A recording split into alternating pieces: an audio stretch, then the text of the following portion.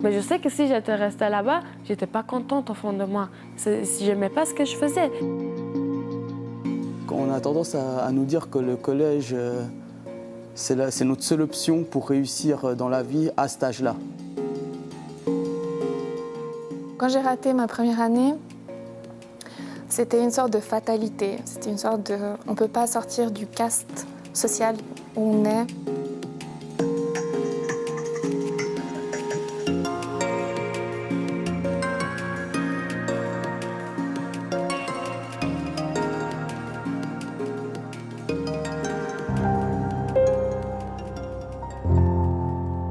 Une fois que j'ai terminé le cycle, j'étais premièrement au collège. J'étais au collège car au cycle d'orientation, on m'a dit que le collège c'était le meilleur endroit où je pouvais aller. Et à part le collège, toutes les autres écoles ne sont pas bien. Donc j'ai été là-bas, mais malheureusement je me suis rendu compte que ce n'était pas pour moi, très vite même. Donc après cela, j'ai décidé d'aller à l'école de commerce, où j'ai fait les 2 premières années en Matu Pro. Et en deuxième année, j'ai malheureusement pas réussi l'année et du coup j'ai redoublé, mais ils m'ont mis en CFC d'employé de commerce. J'ai réussi le CFC, mais je ne savais toujours pas quoi faire et je me rappelle en troisième année à l'école de commerce, j'ai fait une visite aux Cités des métiers à Palexpo où il y avait justement ce stand de l'école hôtelière de Genève. Et ça m'a plu et du coup j'ai décidé de poursuivre mes études dans l'hôtellerie. Mais malheureusement après ces 3 ans et demi, je me suis rendu compte que l'hôtellerie n'était pas vraiment fait pour moi. Et du coup j'ai décidé aujourd'hui donc de continuer mes études mais à temps partiel à l'Haute École de gestion.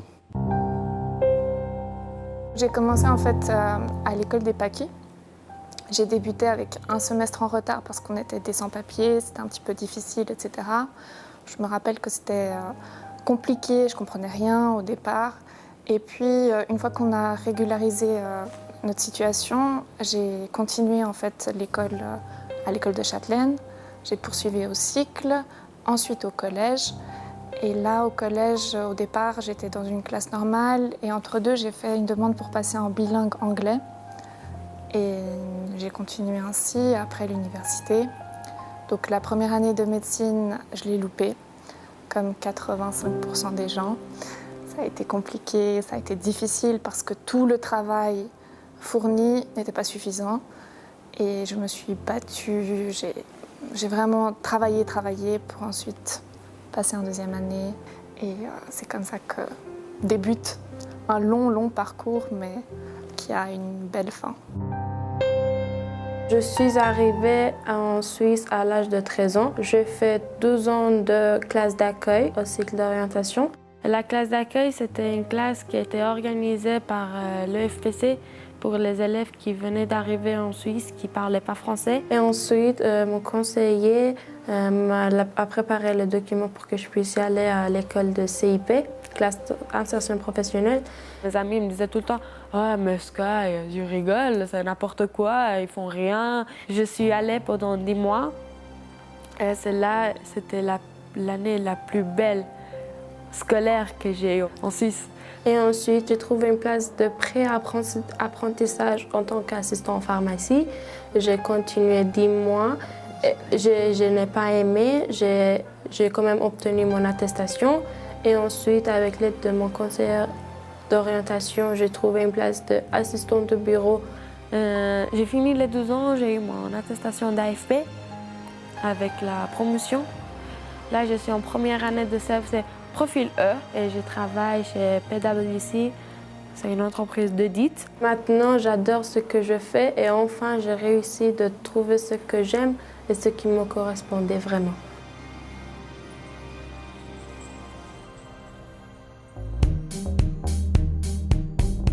Quand on est jeune, on se pose beaucoup de questions. Et le fait d'avoir un adulte qui comprend le système, parce que les parents, ils viennent d'ailleurs, ou bien souvent, on ne sait pas tout. Donc je pense que c'est un moment clé pour me rassurer dans mes démarches et vraiment aussi m'expliquer quelle peut être la voie qui sera la plus facile pour moi par la suite.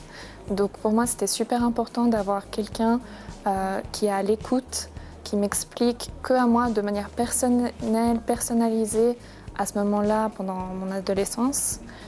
Et plus on explore et plus on a de cartes en main, c'est plus facile de pouvoir décider un peu pour la suite.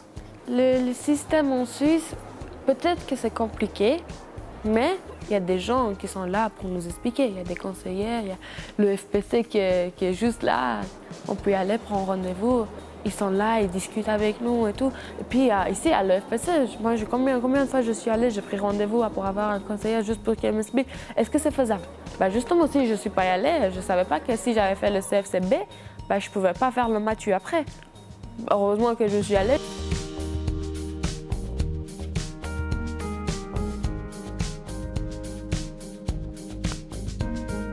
Le système scolaire en Suisse est excellent dans les opportunités. Il faut juste savoir toquer à la bonne porte et faire des recherches. En restant sur place, on ne pourra pas avancer. Donc bouger, demander des conseils, écouter aussi peut-être les expériences des autres. Il y a des professionnels qui sont là pour nous. Aujourd'hui, je suis très contente parce que aujourd'hui, je suis en première année de CFC, emploi de commerce élargi. Et j'aime beaucoup. C'est grâce à ce système que j'ai pu autant changer d'avis. J'aurais jamais pu changer d'avis comme je l'ai fait moi dans un autre pays. J'ai eu toute la liberté avec ça, j'ai pu changer d'avis. Même aujourd'hui, je peux continuer mes études et travailler à côté. Tout est en place pour qu'on puisse trouver notre voie et qu'on puisse au final faire ce qui nous plaît.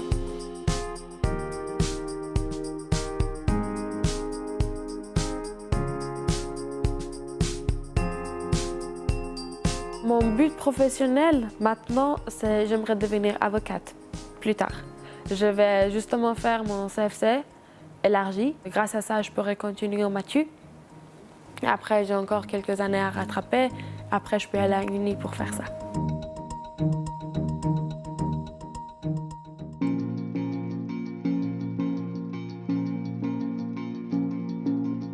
Quand j'ai doublé ma deuxième année en MATU et que je me suis retrouvé en deuxième année en CFC, là, je voulais absolument réussir le CFC. J'avais aussi, à ce moment-là, j'avais fait 18 ans et j'avais toujours pas de diplôme, on va dire. Donc là, c'était une motivation d'avoir au moins un diplôme et d'avoir quelque chose, une sécurité au moins. Quand j'ai raté ma première année, c'était une sorte de fatalité. C'était une sorte de... On ne peut pas sortir du caste social où on est. Mes parents n'ont pas pu poursuivre leurs études. C'était comme si j'héritais de toutes ces souffrances et toutes ces injustices, etc. Et après, je me suis dit, il faut vraiment que tu te reprennes en main et que tu travailles encore plus, même encore plus que les autres, pour montrer de quoi tu es capable. Je voulais réussir. Si je restais en pharmacie, là j'avais fini, j'avais eu mon CFC et je travaillais en tant qu'assistant en pharmacie. Mais je sais que si j'étais restée là-bas, j'étais pas contente au fond de moi. Si j'aimais pas ce que je faisais. Je me suis renseignée, j'ai dit que j'aimais pas. On m'a encore donné des feuilles à remplir, ce que j'aime, ce que j'aime pas. J'ai rempli et au final, j'ai vu qu'à l'école de commerce me correspond beaucoup plus.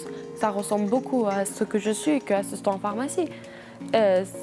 C'est bon, j'ai fait, on m'a donné la permission, je l'ai fait, j'ai utilisé mon joker, on va dire ça comme ça, et puis voilà. Le système est là et ceux qui veulent saisir leur chance, ils ont toute la possibilité de le faire. Oui, c'est bien d'avoir un bon statut, oui, c'est bien qu'on est bien payé, mais si après, si on n'est pas heureuse,